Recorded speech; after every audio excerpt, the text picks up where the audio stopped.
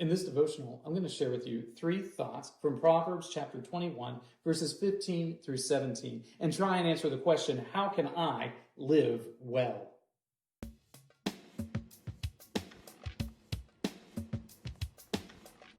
Proverbs 21, 15 through 17 says, "When justice is done, it is a joy to the righteous, but terror to evildoers. One who wanders from the way of good sense will rest in the assembly of the dead. Whoever loves pleasure will be a poor man. He who loves wine and oil will not be rich."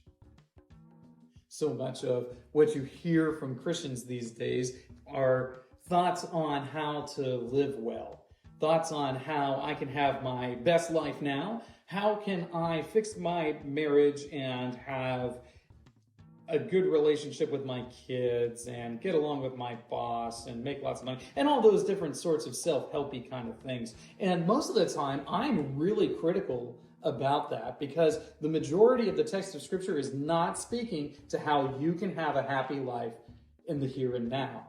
But in the book of Proverbs, we do have some good advice on how we can live well. And I'm going to share with you 3 thoughts from Proverbs 21, 15 through 17 to try and answer just that question. Thought number 1, seek righteousness.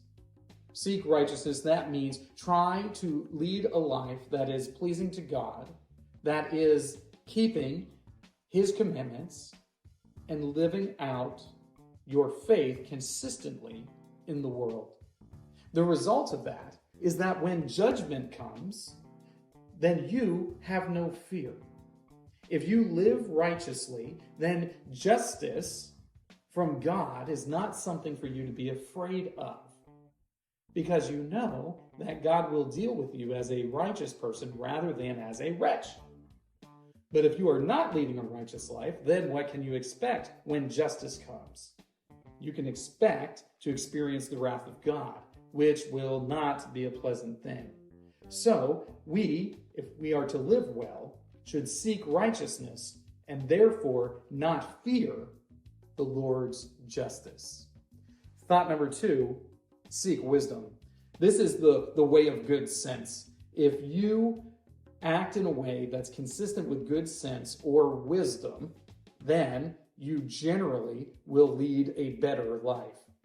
If you work hard, if you are generally careful about where you go and what you do, if you are keeping the law of God, then for the most part, you are going to be relatively safe and you will be relatively cared for.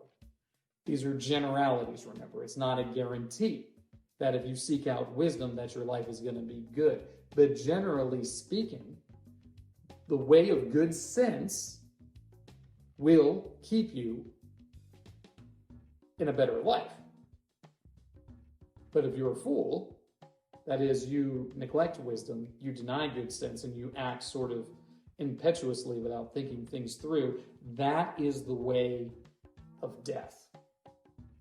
So if you want to live well, hear the wisdom of others and act on it. Don't do the things that are obviously stupid, and then you'll do better in life. Thought number 3, seek restraint. Pleasure is a constant temptation for everyone. We all know the different things that we can do to experience pleasure, whether that's engaging in alcohol, like the text refers to, or drugs, or promiscuity, or any of these other things that in the moment are pleasurable. In the long run, they are destructive. So what we need to do, if we are to live well, is to practice restraint in this life. You can enjoy alcohol and have a perfectly fine time, but you must do so with restraint so that you don't become a drunkard. You can enjoy the pleasures of your married life,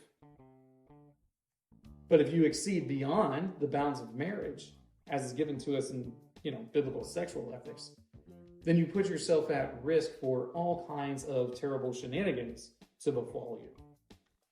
These things are sort of obvious, and yet so often we won't follow them. Let me be the first to encourage you. Live well by seeking righteousness, seeking wisdom, and seeking restraint. These three thoughts come to you from the assigned reading, Proverbs chapters 20 and 21. If you'd like to read through the Bible with me, you can do so by joining the Facebook group Through the Bible, where we are reading the text of Scripture together.